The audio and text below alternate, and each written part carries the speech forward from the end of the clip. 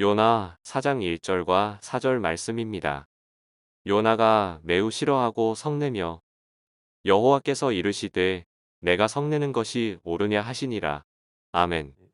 사랑하는 충현의 온가족 여러분 잘 지내셨나요? 온가족 예배 시간이 돌아왔습니다.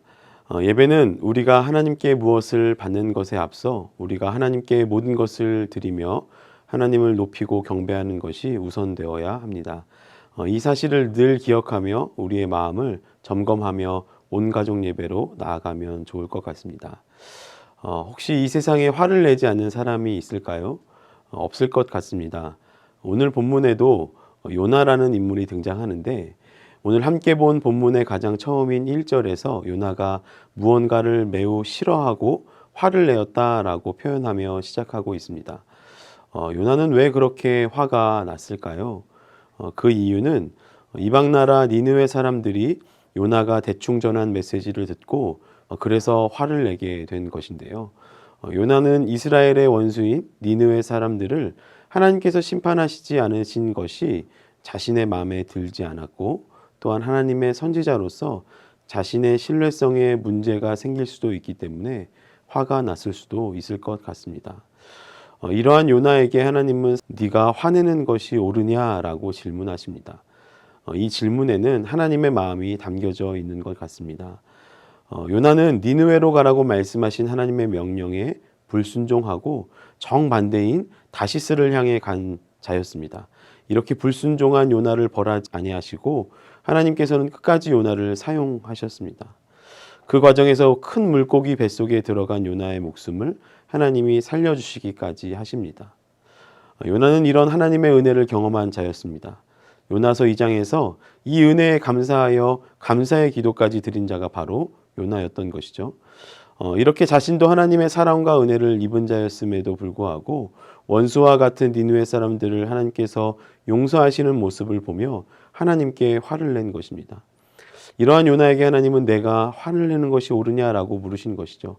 너도 하나님의 은혜를 받은 자인데 그 은혜를 기억하지 못하며 화를 내는 것이 옳으냐라고 묻고 계신 것입니다. 우리는 늘 나도 은혜 받은 자임을 기억해야 합니다. 또한 요나는 하나님께서 어떻게 하시나 보려고 성 밖으로 나가 자리를 잡습니다. 성읍 동쪽에 자리를 잡고 초막을 짓게 되는데요. 여기서 요나의 상태를 명확하게 표현한 한 구절이 나옵니다. 자기를 위하여 초막을 지었다라고 성경은 표현하고 있습니다.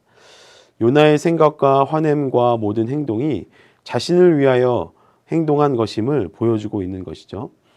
하나님께서 니느웨를 심판하시기로 하셨다가 회개한 니느웨 사람들을 용서해 주신 그것은 하나님의 뜻이었고 하나님의 결정이었습니다.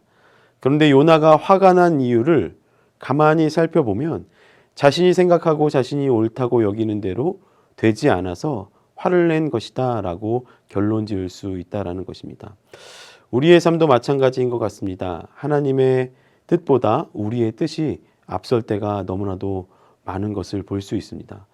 우리에게 화가 나고 짜증이 날 때를 보면 사실은 자신의 뜻대로 자신이 원하는 대로 일이 돌아가지 않기 때문에 우리는 화를 내고 짜증낼 때가 너무나 많다라는 것이죠. 그렇다면 우리는 무엇을 기억해야 하는 것일까요? 우리의 삶에서 내가 혹시나 하나님의 뜻보다 나의 기분과 감정이 우선되어 있고 앞서지 않았는지 우리는 기억하고 돌아보아야 할 것입니다. 오늘 우리에게 주신 이 요나 스토리를 다시 한번 우리의 삶에, 우리의 마음에 새겼으면 좋겠습니다.